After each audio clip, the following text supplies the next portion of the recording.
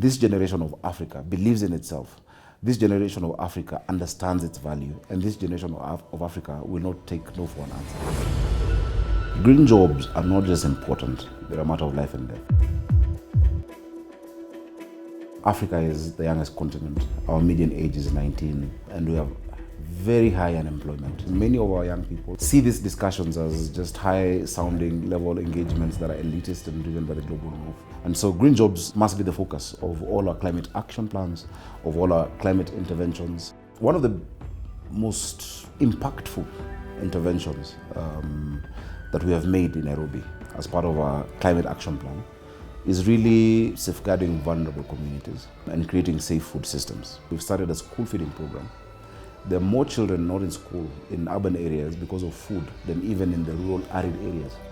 And so we're now feeding, we have a program that will get to 250,000 children that we have launched. We've built 10 kitchens across the county in the last 15 or 20 weeks.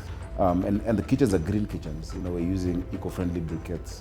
And so those are green jobs. We've hired 1,500 people already. Enrollment has gone up 150%, just because of availability of food. So now I have a task of building more classrooms because enrollment has gone up.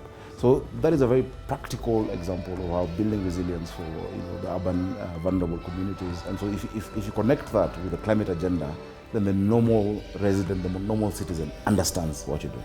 The Africa I want to see is a confident Africa, is an Africa that knows its place on the table, is an Africa that is not looking up for affirmation, but sideways for confirmation, and that can level with any other part of the world. This generation of Africa understands its value, and this generation of Africa will not take no for an answer.